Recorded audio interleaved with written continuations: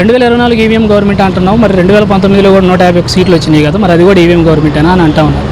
నేను దానికి చెప్పాలనుకుంటున్నాను సార్, 2019లో జగన్మోహన్ రెడ్డి గారు నిజంగా 151 సీట్లు ఈవీఎం మేనేజ్ చేసి గెలుచుంటే కనుక 2024 ఆ ఛాన్స్ ఎందుకు వదిలేసుకుంటారు? అలానే గెలుస్తారు కదా. దాన్ని అర్థం చేసుకోవాలి జనం అందరూ కూడా. ఈ రోజున ఈవీఎం అనేది ఎలా అయిపోయిందంటే, మీ అందరికీ తెలిసింది ఏంటంటే ఎలక్ట్రానిక్ ఓటింగ్ మిషన్, కానీ ఈ రోజున దాని మీనింగే మార్చేశారు. ఎవ్రీ ఓట్ మ్యానిపులేట్, అది అలా అయిపోయింది. ఎట్లా అంటే దానికి కొన్ని కారణాలు కూడా చెప్తాను నేను, ఇప్పుడు కాదు. ఈవీఎం గవర్నమెంట్ అని నేను అంటాక కారణం ఏంటంటే 6 months నుంచి మనం బ్యాక్ వెళ్ళి చూడాలి. ఏదైతే డిసెంబర్ నుంచి మన సిఈసి సెంట్రల్ ఎలక్షన్ కమిషన్లో 3 సభ్యులు ఉండాలైతే 2 ఉన్నారు, 1 వెకెట్లు ఉంది. వెకెట్లో ఉంటే మన ఎలక్షన్ వచ్చే టయానికి దాంట్లో ఒకళ్ళు ప్రాపర్ రీజన్ లేకుండా రాజీనామా చేయటం ఒకటే అయిపోయింది. ఇప్పుడు మనకి ఎలక్షన్ రన్ చేయాలంటే 3 కావాలి సభ్యులు.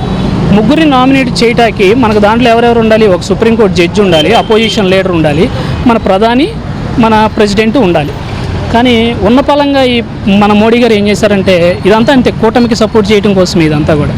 మోడీ గారు ఏం చేశారంటే సుప్రీంకోర్టు జడ్జి అవసరం లేదని చెప్పి హఠాత్తుగా ఒక ఆర్డినెన్స్ తీసుకొచ్చేసి సిఈసిని సెలెక్ట్ చేయడం జరిగింది.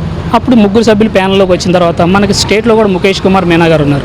ఆయన కూడా ఒక పంతన మనం చూస్తే ఒక పార్టీకి బయాస్గా ఉన్నట్టే కనపడుతుంది. ఎలా అంటే ఎలక్షన్కు ముందు ఒక మాట, ఎలక్షన్ తర్వాత ఒక మాట. ఎలక్షన్ జరిగేసిన తర్వాత ఎలాంటి ఆర్డినెన్స్ ఇచ్చారంటే, ఏదైతే బ్యాలెట్ ఓట్లకి గెజిటెడ్ ఆఫీసర్ సంతకం అవసరం లేదు అని చెప్పి ఒక ఆర్డినెన్స్ ఇచ్చారు. ఇప్పుడు దేశమంతా ఒకలాగా జరుగుతున్నప్పుడు ఆంధ్రప్రదేశ్లోనే ఎందుకు ఇట్లాంటి ఆర్డినెన్స్ ఇవ్వటం? దాని మీద కోర్టు కేసులు వెళ్తే కోర్టులు కూడా దీని మీద స్టే ఇవ్వకోకుండా అదే కంటిన్యూ చేయటం, ఇలాంటివన్నీ చూస్తూ ఉంటే ఇంకా చాలా ఉన్నాయి. మీరు ఇట్లా మనకి ఈవీఎం మేనేజ్ చేయటానికి అనేది, ఇప్పుడు మనకి ఈవీఎంలో ఏదైతే తయారు చేసిన కంపెనీ ఉందో మేము 60 లక్షలు తయారు చేసి ఇచ్చామని చెప్పి చెప్తా ఉంది. కానీ మన కౌంటింగ్లో వీళ్ళు చెప్తుంది, ఈసీ చెప్తుంది మాకు 40 లక్షలే అందిని, మిగతా 20 లక్షలు ఏమైనాయో మాకు తెలియదు అంటుంది. మరి 20 లక్షలు ఏమైనా టీవీఎంలు అవన్నీ తెలిస్తేనే కదా. వీటిలో ఇంతవరకు స్పందన లేదు, ఈసీ నుంచి ఎవడూ కూడా స్పందించలేదు. మీరు చూస్తే ధర్మవరంలో 37వ వార్డులో హిందూపురంలో బాలకృష్ణ గారి కాన్స్టిట్యున్సీలో 37వ వార్డులో వైసీపీ కౌన్సిలర్ 2 సార్లు కూడా అతనే గెలిచాడు. ఆ వార్డులో వైసీపీకి వచ్చింది 1 ఓటు. ఇది ఎలా సాధ్యం? వార్డు కౌన్సిలర్ ఫ్యామిలీ అన్నా వేస్తారు కదా ఓట్లు. ఇలాంటివన్నీ చూడాలి. ఇంకా మీరు చూస్తే మన పక్క రాష్ట్రం, తెలుగు రాష్ట్రం, రేవంత్ రెడ్డి గారు కూడా ఈవీఎంలో 10% మారిస్తే చాలు రిజల్ట్ మొత్తం మారిపోతుందని, ఈవీఎం హ్యాక్ చేయొచ్చు అని కూడా చెప్పారు. అలానే మన ప్రపంచ టెక్ దిగ్గజుడు ఎలాన్ మస్క్ కూడా ఒక ట్వీట్ చేశారు, ఎలక్ట్రానిక్ డివైస్ ఏదైనా హ్యాక్ అవుతుంది, ఇండియాలో ఈవీఎంలు కూడా హ్యాక్ అవుతాయి అంటే. దానికి నాకు పేరు తెలియదు కానీ సెంట్రల్లోనే ఐటీకి సంబంధించిన ఎలక్ట్రానిక్కి సంబంధించిన ఒక ఆయన దానికి రిప్లైగా ఇవి ప్రపంచ దేశాల్లో జరగచ్చేమో కానీ ఇండియాలో జరగట్లేదు అని చెప్పారు. దానికి ఎలాన్ మస్క్ గారు ఏదైనా ఎలక్ట్రానిక్ డివైస్ అవుతుంది కదా అని అనేటప్పుడు ఈయన ఎలక్ట్రానిక్ డివైస్ హ్యాక్ అవుతుందని నేను ఒప్పుకుంటాను, మీరు ఏదైతే వ్యతిరేకిస్తున్నారో దాన్ని నేను స్వాగతిస్తున్నా అన్నాడు. అక్కడితో కట్ చేశాడు. ఇప్పుడు మనకు అంత కాన్ఫిడెంట్ ఉన్నప్పుడు మీరు వచ్చి హ్యాక్ చేయొచ్చు అని ఇన్విటేషన్ ఇవ్వచ్చు కదా. అలాంటిది ఏం జరగలేదు. ఒక 2 రోజుల తర్వాత ఇంత వ్యతిరేకత వస్తున్నప్పుడు కూడా మన స్టేట్ బీజేపీ చీఫ్ పురంధేశ్వర్ గారు వచ్చి అదే ట్వీట్కి రిప్లై ఇవ్వడం జరిగింది. ఏమనంటే, ఎలాన్ మస్క్ని మీరు స్వాగతించి ఈవీఎంని ఇచ్చి హ్యాక్ చేయమనిగా కోరుతున్నానని చెప్పి ఈసీని అడిగింది. దాని మీద కూడా ఈసీ స్పందించలేదు. ఇవన్నీ చూస్తూ ఉంటే ఈవీఎం హ్యాక్ అయ్యిందని అవ్వలేదని మనం ఎలా అనుకోగలం? ఖచ్చితంగా అట్లా గెలిచిందని మనం అనుకోవాలి. ఇప్పుడు జనాలందరిలో ఇంకో క్వశ్చన్ ఏంటంటే, మరి ఈవీఎం హ్యాక్ అయితే బీజేపీకి 400 సీట్లు రావాలి కదా, మరి ఆయన ఎందుకు కూటమితో డిపెండ్ అవ్వటం అని చెప్పి అంటా ఉన్నారు. నిజంగా బీజేపీకి 400 సీట్లు ఆయన వేసేసుకొని ఉంటే ఈ రోజున ఆ క్వశ్చన్ అడిగే వాళ్ళు కూడా నిజంగా ఈవీఎం హ్యాక్ అయిందేమో అని అనుకుంటారు. ప్రపంచం అంతా అదే అనుకునేది. అలాంటి క్వశ్చన్ రాకూడదని ఇదంతా ఒక ప్లాన్ ప్రకారం జరిగిందని మనం భావించాలి ఖచ్చితంగా. ఇంకోటి చాలామంది, నేను మొన్న చెప్పిన దాంట్లో కూడా చాలామంది కింద కామెంట్స్ నేను కూడా చదివాను, దాంట్లో కూడా చెప్తా ఉన్నారు, మీరు ఎందుకు ఈవీఎంతోనే గెలిచారు అంటున్నారు, చంద్రబాబు నాయుడుకి ఎందుకు ఓట్లు వేయలేదని మీరు అనుకుంటున్నారంటే దానికి కూడా నేను చెప్తా ఉన్నా. ఎందుకంటే గతంలో ఇప్పుడు మనం 2014 వెళ్ళాల్సిన అవసరం కూడా ఉంది. 2014లో టీడీపీ గెలిచినప్పటి నుంచి కూడా అంతా అవినీతి స్కాములతో నిండిపోయి జనమందరూ 2019 వచ్చేపాటికి వాళ్ళందరూ విసిగిపోయి ఉన్నారు. అలాంటి గవర్నమెంట్ నేను తీసుకుంది అనుకోండి. ఎందుకంటే కృష్ణా పుష్కరాల్లో 32 మంది పిల్లలకి తల్లులకి పిల్లలు చనిపోయారు. చిన్న పాప తల్లిదండ్రులు ఇద్దరు చచ్చిపోయి అక్కడ రోధిస్తూ ఉంటే కనీసం బాధ్యత వహించకుండా బాధపడకోకుండా కుంభమేళాలో చచ్చిపోవట్లేదా, సమ్మక్క సారమ్మ జాతరలో చచ్చిపోవట్లేదా, వేరే తొక్కిసలాట్లో చచ్చిపోవట్లేదా, ఏపీలో ఒక్కట్లోనే జరుగుతుందా అని చెప్పి మాట్లాడతాం. ఇలా మాట్లాడుతుంది. ఇట్లాంటివన్నీ చూస్తూ ఉంటే ప్రజలు ఆయనకు ఓట్లు వేశారని మీరు ఎలా అనుకుంటా ఉన్నారు? జరిగిన 5 సంవత్సరాలు 2014 నుండి 19 దాకా కూడా అమరావతి మొత్తం స్కామే. పోలవరం కూడా పెద్ద స్కామ్. అసలు పోలవరం ఎవరు కట్టాలి? సెంట్రల్ ప్రాజెక్ట్, అది సెంట్రల్ గవర్నమెంట్ ప్రాజెక్టు. అలాంటిది స్టేట్ గవర్నమెంట్ టేకప్ చేసి నేను కట్టుకుంటానని చెప్పి తీసుకోండి. అదే ఆ పని ఆ రోజు చేయకపోయింటే ఈరోజు పోలవరం పూర్తి అయిపోయేది. ఆయన ఆ పోలవరాన్ని స్టేట్ గవర్నమెంట్ పూర్తి చేస్తా అని చెప్పి తీసుకొని ఇట్లా నాశనం చేయడం జరిగింది. ఇప్పుడు ఏమవుతుంది? స్టేట్ గవర్నమెంట్ తీసుకున్న తర్వాత సెంట్రల్ గవర్నమెంట్ గ్రాంట్ ఇస్తుంది, దానికి ఇవ్వాల్సిన పని ఇస్తుంది. ఇప్పుడు 1000 కోట్లు ఇచ్చింది అనుకోండి, ఈయన ఏం చేస్తారు? కాంట్రాక్ట్ ఒక 700 కోట్లు ఇచ్చి 300 కోట్లు వేరే పథకాలకు మళ్ళీ ఇస్తారు. కాంట్రాక్ట్కి వెళ్ళింది కూడా 710 కోట్లు పని జరుగుతుందా అంటే జరగదు.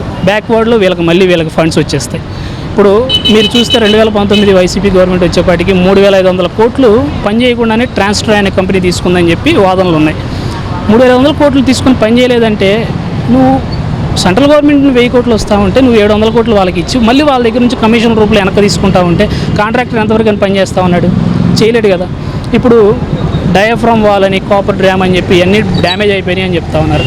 ఈ ఇంజనీరింగ్ భాష కాకుండా ప్రజలందరికీ అర్థమయ్యేట్టు నేను చెప్తా. ఇప్పుడు ఏవైతే ఒక కాలువ తీసుకుంటే మనం ఇప్పుడు ఏదైతే గోదావరి నది ఉందో ఆ గదే ఉంటే నది మధ్యలో మనం బ్రిడ్జ్ కట్టాలంటే ఆ వచ్చే ఫ్లోటింగ్ని దారి మళ్ళించాలి.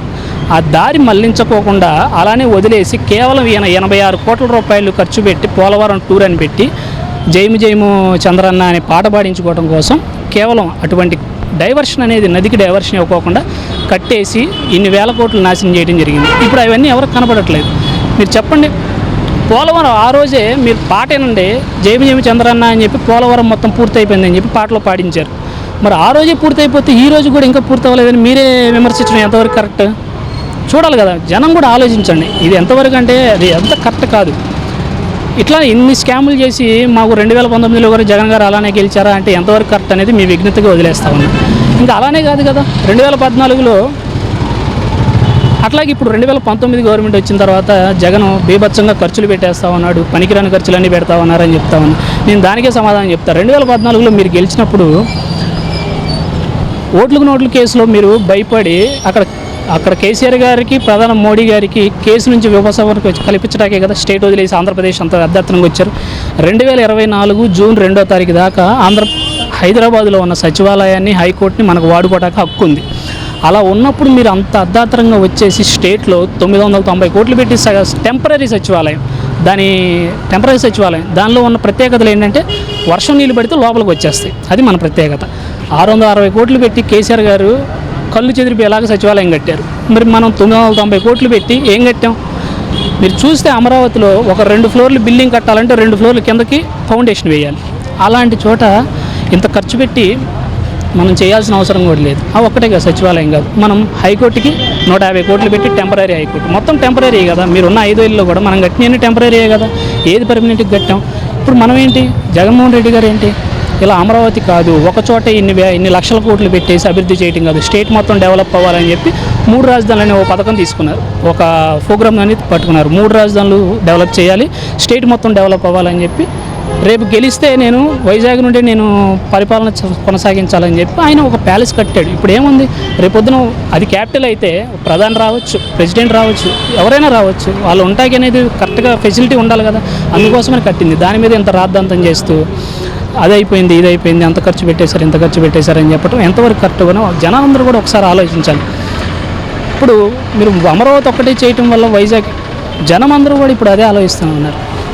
ఇప్పుడు మీరున్నారు, ఇప్పుడు మైక్ పట్టుకున్న ఆయన వైజాగ్ అనుకోండి, కెమెరామ్యాన్ కర్నూలు అనుకుంటే, నేను అమరావతి అనుకుంటే, చంద్రబాబు నాయుడు గారు ఎలక్షన్ ముందు ఏం చెప్పారు, నేను అమరావతిని రాజధాని చేస్తా అంటే నాకు నచ్చుతుంది, నేను వేస్తా అమరావతి ఉండి కాబట్టి. వైజాగ్ వద్దంటున్నప్పుడు ఆయన ఎట్లా వేస్తారు, కర్నూలు వద్దన్నప్పుడు ఆయన ఎట్లా వేస్తారు? కానీ ఆ 2 చోట్ల కూడా వైసీపీకి టికెట్లు రాకుండా వీళ్ళే గెలవటం అంటే ఇది స్కామ్ అయినా చూడాలి కదా, మీరు అర్థం చేసుకోవాలి కొంచెం జనం కూడా. ఇలాంటివన్నీ జరిగినప్పుడే అది ప్రజాస్వామ్యం ఏమైపోతుందా అని చెప్పి ఇంకేం లేదు.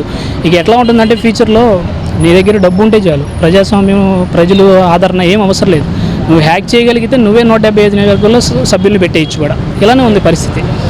ఏంటంటే ఇండియాలోనే ప్రధాని మోడీయే చెప్పాడు మనకి పోలవరాన్ని ఏటీఎం లాగా వాడుకుంటున్నాడు చంద్రబాబు నాయుడు అని చెప్పి. మరి ఈ రోజున మీరు మొన్న చూశారు కదా, పార్లమెంట్లో టీఎంసీ తృణమూల్ కాంగ్రెస్ ఎంపీ మన కళ్యాణ్ బెనర్జీ గారు చెప్పారు, ఇంతకుముందు నువ్వే విమర్శించావు పోలవరాన్ని ఏటీఎంలో వాడుకున్నావని అదే నీదని, మరి ఈ రోజున మీతో చెంత చేరేపాటికి ఆయన అంతా మంచోడు అయిపోయాడా అని చెప్పి మీరు అడుగుతూ ఉన్నారు.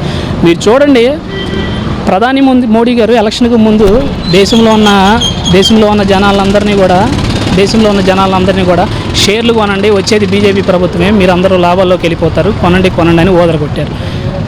దేశంలో ప్రధాని మోడీ వచ్చారు, కానీ ఎందుకని ఎవరికి రేట్లు పెరగలేదు. 30 లక్షల కోట్లు సంపద ఆవిరైపోయింది. కానీ మీరు చూస్తే భువనేశ్వర్ గారి హెరిటేజ్కి మాత్రం 521 కోట్లు షేర్లు రేట్లు పెరిగిపోయినాయి. ఎలా సాధ్యమైంది ఇది? బీజేపీకి షేర్లు కొన్న వాళ్ళందరూ గవర్నమెంట్ వచ్చినా సరే వాళ్ళకి నష్టాలు వచ్చినాయి. టీడీపీకి మాత్రం కూటమితో మూడు పార్టీలతో కలుపుకున్న గవర్నమెంట్కి మాత్రం 521 కోట్లు వచ్చినాయి.